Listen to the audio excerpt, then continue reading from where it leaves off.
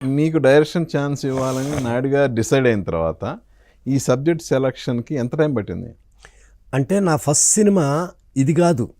నాయుడు గారు నాకు direction announce చేసి ఓకే వేరే సినిమా విలేజ్ సబ్జెక్ట్ అది. ఓ సుమన్ గారు, విజయశాంతి గారు, చంద్రమోహన్ గారు, రావు గోపాలరావు గారు, ఆ సినిమా నేను చెయ్యాలి.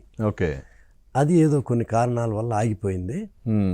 అప్పుడు కొంచెం గ్యాప్ తర్వాత ప్రతిధ్వని సబ్జెక్టులు వింటున్నాం కానీ సెట్ అవట్లా. ఓ రోజు శారద గారు నాయుడు గారికి ఫోన్ చేసి, ఆమెకు తెలుసు సబ్జెక్ట్ సెట్లే, నాయుడు గారు నేను చెప్పానని చెప్పొద్దు, పరుచూరు వాళ్ళ దగ్గర ఒక సబ్జెక్ట్ ఉంది, మీరు అడిగితే ఇస్తారు అని చెప్తే ఆయన వెంటనే ఆమె చెప్పగానే ఆయనకు ఫోన్ చేసి గోపాల్కి ఇవని అడిగింది. అట్లా టైం పట్టింది కానీ నాయుడు గారే. కాకపోతే ముందు వేరే అనుకున్నారు యాక్చువల్గా డైరెక్షన్. అంటే ఓపెనింగ్ కూడా అయిందా? ఓపెనింగ్ అవ్వలేదు. లొకేషన్ చూడటానికి వెళ్ళాం. రాజమండ్రి దగ్గరికి వెళ్ళి లొకేషన్లు చూసి అక్కడ ఒక సెట్ వేయాలని కాస్టింగ్ అంతా ఫైనలైజ్ చేసుకొని అయిపోయింది. కొన్ని కారణాల వల్ల సినిమా జరగకుండా అప్పుడు ఈ సినిమా తర్వాత ఇది మన అర్జున్, శారద గారు, రజనీ, గోపాలకృష్ణ గారు, నూతన్ ప్రసాద్ గారు, ఎల్లూరు రామయ్య గారు, మాడా గారు, అందరూ. నాయుడు గారు అసలు మీకు ఎందుకు గోపాల్కి డైరెక్షన్ ఛాన్స్ ఇవ్వాలి అని ఎందుకు ఆయన అంత పట్టుదలగా ఎందుకు?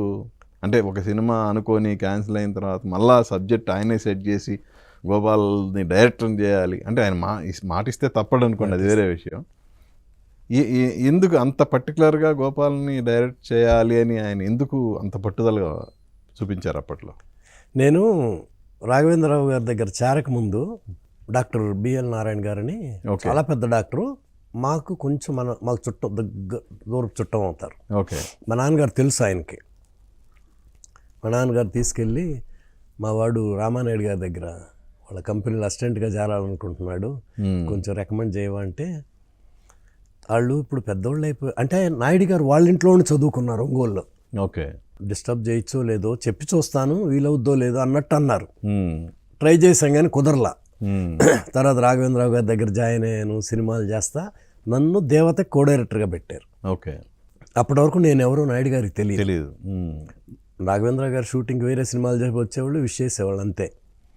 దేవతకి కో-డైరెక్టర్గా పెట్టారు. సగం సినిమా అయ్యేటప్పటికి అంటే భయంగా పనిచేసేవాడిని. నాయుడు గారు కరెక్ట్గా ఉంటే ఓకే, లేకపోతే చాలా సీరియస్ అవుతారు, పనిచేయటం కూడా కష్టం, అంత సిన్సియర్గా ఉండాలి. సగం సినిమా అయ్యేటప్పటికి ఒకరోజు నేను రాఘవేంద్రరావు గారింటికి రోజు వెళ్తాం కదా, వెళ్తే కంగ్రాట్స్ గోపాల్ అన్నారు. రాఘవేంద్రరావు గారు, ఏంటి సార్ నాయుడు గారు నీకు డైరెక్షన్ ఛాన్స్ ఇస్తా అన్నారు, ముందు నన్ను చెప్పమన్నారు, గురువుని కదా, తర్వాత ఆఫీస్కి వెళ్ళు నాయుడు గారు చెప్తారన్నారు. నేను షాక్ అయిపోయా. ఆయన మహానుభావుడు రాఘవేంద్రరావు గారు కంగ్రాట్స్ అని చెప్పి శిష్యుణ్ణి, ఆయన దగ్గర లైఫ్ స్టార్ట్ అయింది. నాకు షేక్ హ్యాండ్ ఇచ్చి ఆల్ ద బెస్ట్ గోపాల్ అని చెప్పి ఆఫీస్కి వెళ్తే నాయుడు గారు, మీ గురుగారు చెప్పారా అన్నారు. సార్ చెప్పారు సార్, నేను నీకు డైరెక్షన్ ఛాన్స్ ఇస్తున్నాను, నువ్వు సబ్జెక్ట్ చూసుకోని చెప్పారు. ఓకే, అట్లా స్టార్ట్ అయింది. నాయుడు గారి దగ్గర పనిచేయటమే చాలా గొప్ప వాళ్ళ బ్యానర్లో. అలాంటిది నా టాలెంట్ కంటే కూడా నా సిన్సియారిటీ నచ్చింది ఆయనకి. ఓకే, కష్టపడి పనిచేసే విధానం, షెడ్యూల్ ఎక్కడా డిస్టర్బ్, అంత పెద్ద ఆర్టిస్టులు, శోభన్ బాబు గారు, శ్రీదేవి, జయప్రద, రావు గోపాలరావు గారు, మోహన్ బాబు గారు, షెడ్యూల్ ఎక్కడా డిస్టర్బ్ అయ్యేది కాదు, షెడ్యూల్ పర్ఫెక్ట్గా జరుగుతుంది. ఈ కో-డైరెక్టర్ వల్ల కన్ఫ్యూజన్ లేదు, నా వల్ల స్మూత్గా జరుగుతుంది. అట్లా నేను ఆయన్ని రిక్వెస్ట్ చేసి బతిమలాడి అట్లా కాదు, అంత ధైర్యం కూడా లేదు ఆయన్ని డైరెక్షన్ ఇవ్వమని అడిగే ధైర్యం. అట్లా నాకు ఆయనే నేను ఎక్కడో నచ్చాను ఆయనకి.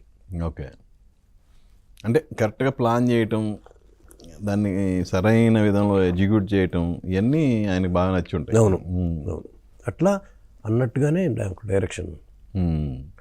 ఈ ప్రతిధ్వని సక్సెస్ అవటానికి కారణం కూడా మెయిన్ పరుచూరి బ్రదర్స్ సబ్జెక్టు, దాంతోపాటు నాయుడు గారండి. సబ్జెక్ట్ సెలెక్ట్ చేసింది నాయుడు గారు. ఓకే, నేను ఒకసారి ఎస్ అంటే ఇంక వెనక్కి తిరిగి చూడడం, దాన్ని ఎంత బాగు చేసుకుందాం, ఎంత బెటర్ చేద్దాం అట్లా. ఓకే, సబ్జెక్టు ఓకే కూడా గోపాల్, నేను కొంచెం నష్టపెడతా ఉంటాగా, సబ్జెక్టు లైనే, సబ్జెక్ట్ అంటే మొత్తం సబ్జెక్ట్ కాదు, ఒక 20-25 minutes సబ్జెక్ట్ లైన్గా చెప్పారు గోపాలకృష్ణ గారు. చెప్పగానే ఇంకా ఇంకా మా అంత నాలెడ్జ్ లేదు కదా. నాయుడు గారిని గోపాల్ నువ్వేం ఆలోచించొద్దు, ఇది చాలా బాగుంటుంది, దీన్ని ఎంత బెటర్ చేసుకుంటావో నువ్వు చేయించుకో, బాగుంటుంది, దీనికి రెండు ఆలోచన పెట్టుకోవద్దని అంత కాన్ఫిడెంట్గా చెప్పారు.